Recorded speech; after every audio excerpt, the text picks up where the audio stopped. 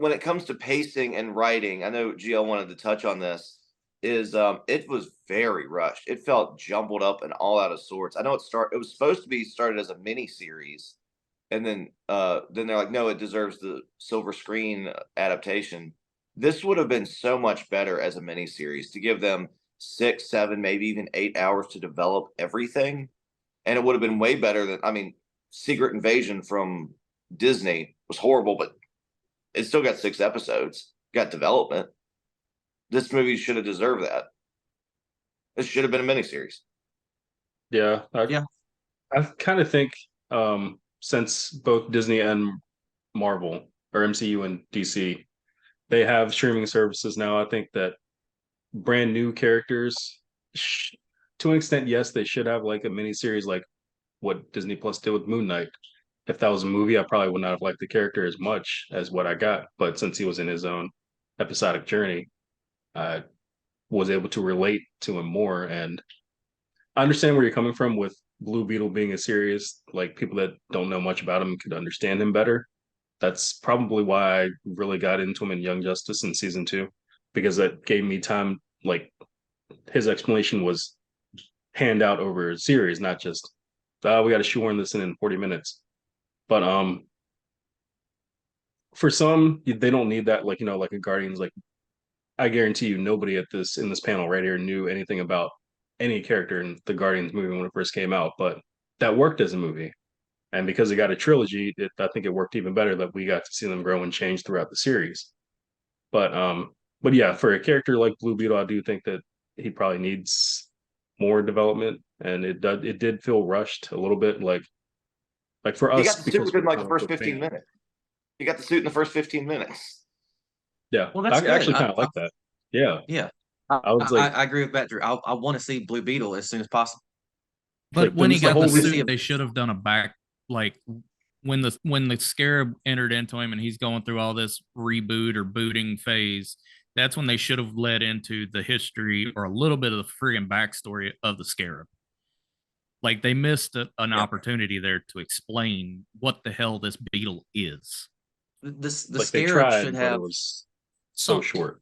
Yeah, as technologically advanced as the Scarab is, it should have, while it was rebooting Jaime, given him like, oh, I'm a Scarab, I'm from the alien uh organization, the Reach. We go planet to planet. You're meant to be a destroyer, and he's like, no, I'm not a destroyer. No, I'm not a killer. I'm not a conqueror of world. Like, because the Scarab is like his guide, and it's bonding with him. It should be telling him all these things And instead of just because it was able to tell it his name, but nothing it's his else. jar. yeah, and one thing that Young Justice did, in my opinion, better was like when he was in the Blue Beetle, like fighting in this, like we should kill him, Jaime. No, we're not killing him. Like that was that war between them. This one's like, whatever you say, Jaime. I'm 50,000 years old, but whatever a 22-year-old kid says, I'm down for it. Well, yeah. Also, I think they needed to change that going forward in the DCU because, yeah, the Scarab technically is supposed to be a world conqueror. It's supposed to attach to the best host of that planet and then take over that planet per se. But I mean, honestly, if we really were going for that, and he's already mentioned Superman in this universe, it wouldn't the Scarab have sought out Superman as being the most fit to take over the planet instead of a kid But it from might also, But he almost it might, also might register it as alien too. or yeah. that it had background on Kryptonians, and like, okay, we're in a yellow sun. There's no way I can penetrate into his ass. Yeah. True. Um, But then Batman Okay, would be the well next then candidate. they could have Batman would have been the next, or if Lex Luthor Aquaman. was alive, because there was a LexCorp there. Yeah, there was the Easter egg for LexCorp. Yep.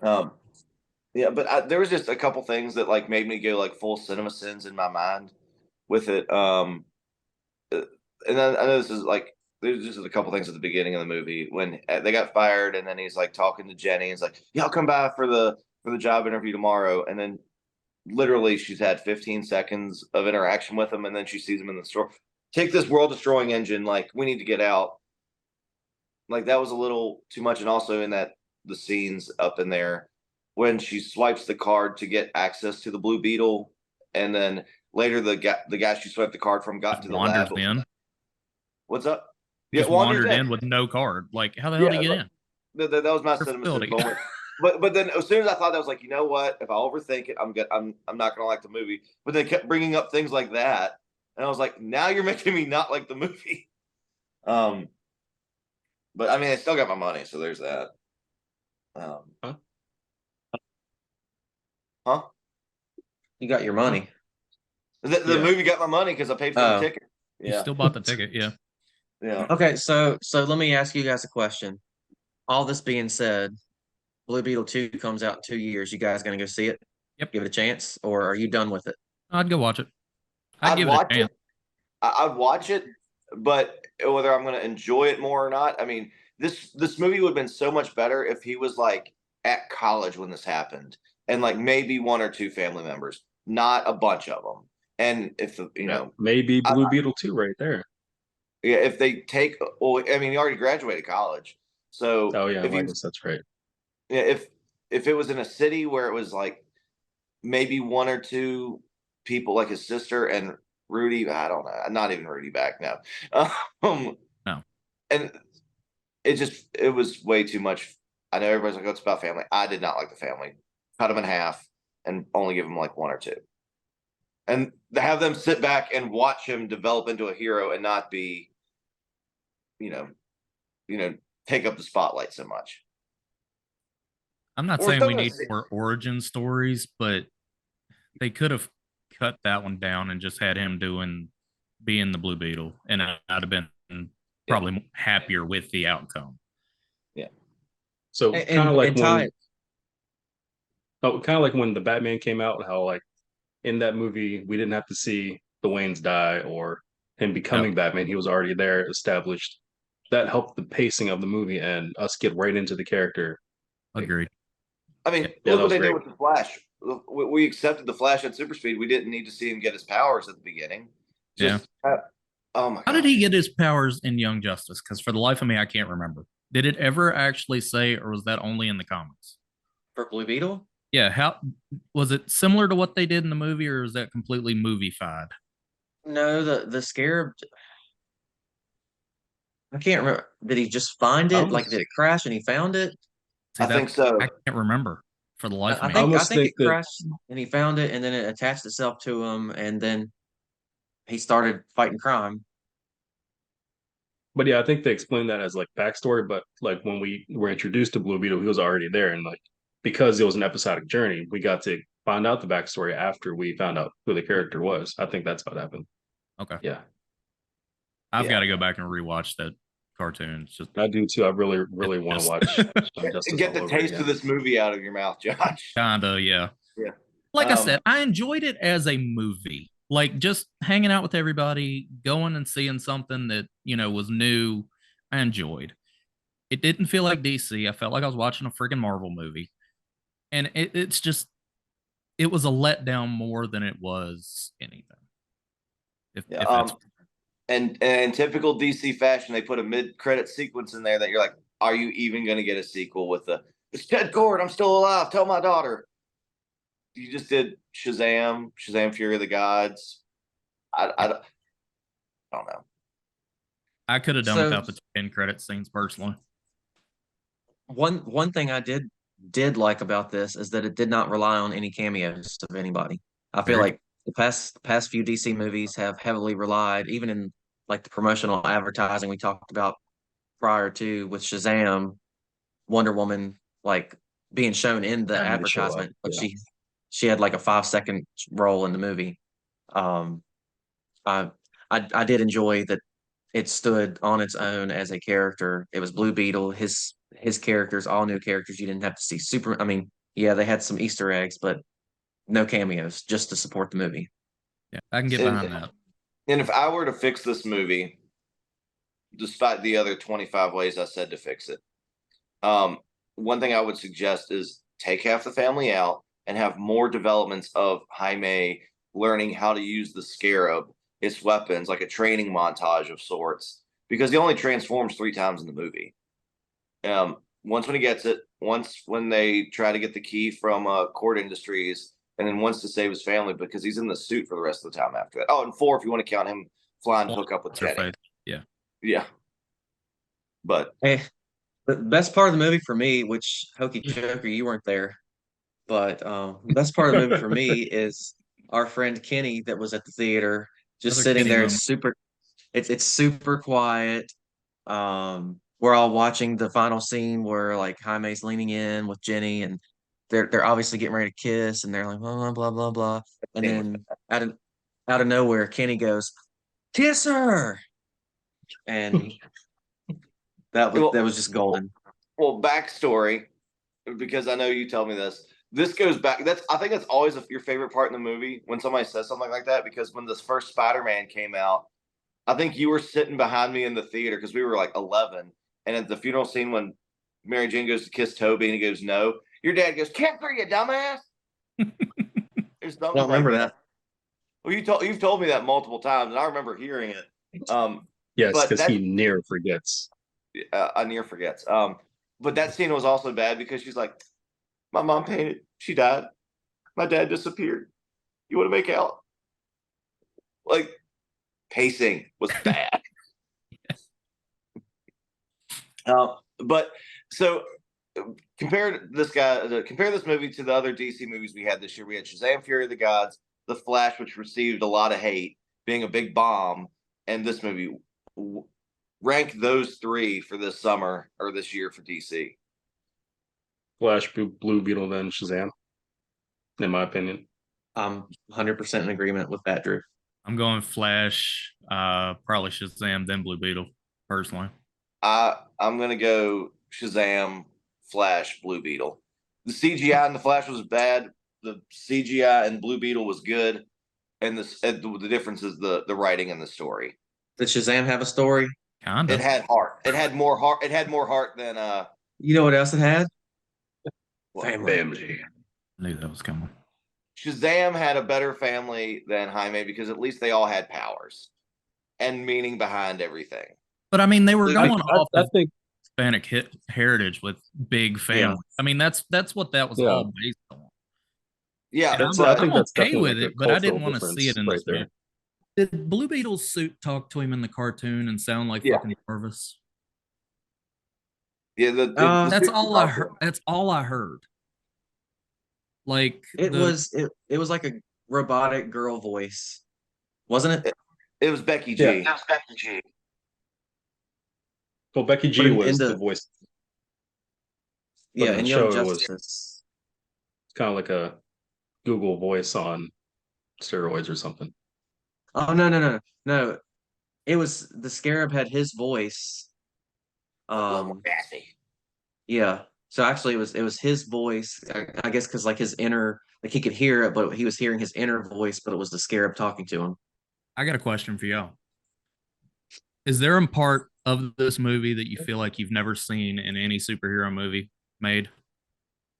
No. The suit up was identical to it was another movie like Power Rangers when they got their suit, you could see it flowing down their arms. The remake of the Power Rangers, you know what I'm talking about? Yeah, the 2017. See it going down their arm, and you could see But the on. I but felt that the suit up looked better because it looked horrifying at the beginning. a little bit, yeah, I guess, where he's Like melting. it's coming out of his mouth and Yeah, he's just covered in like what looks like tar and it's hot. It's burning off his clothes. yeah. Yeah, I'm gonna say no. I have not seen anything in this movie that I haven't seen in other ones before. But also, I think at this point in the game, we're really not going to see anything new or um, groundbreaking because we've seen it all. Like, Then that's a challenge to writers and directors in Hollywood to make something that's going to blow our minds. Yeah. which Or is we why they should get paid. are we just superheroed out? I mean, is that the other side of this? Are we Well, just saturated with I think I've got a topic for another podcast, but it kind of makes sense on this too. I think unfortunately we are getting older. As much as we like to hate it or love it, we are getting older. And I think these movies, they are designing them for a younger audience to catch their minds at a younger age and carry through. Like, Drew, that may be why you didn't like so much of the toilet humor in this movie. I don't think these movies are really, I don't want to say made for us anymore, but I think they're if these trying to movies gear weren't it made, toward. audience, and also I think that we as comic book nerds at our age, I think we have to start looking at these movies a different way, is because we're kind of like, okay, so I expected this to happen and this it didn't happen this way, but I don't think it's going to be like that anymore. Like we have to look at these movies in a different sort of light, I guess. Does that make any sense? Yeah, but to counter you saying that they're not making these movies for us anymore, then why would they put Michael Keaton in the Flash? Why would they put Christopher Reeves in the Flash? I'm not talking about the Flash. I'm talking about Blue Beetle right now. I'm talking about stuff like Miss Marvel, like those shows that are out. Like you didn't like Miss Marvel. You obviously didn't like She-Hulk, right? No. No, I didn't. But Oh. what I said about Miss Marvel specifically was I didn't like it, but I can appreciate what it was trying to do. I didn't really like anywhere that this was going. That's because it's a teenage girl, and you don't identify, hopefully, with a teenage girl. So it was kind of aimed at a younger audience.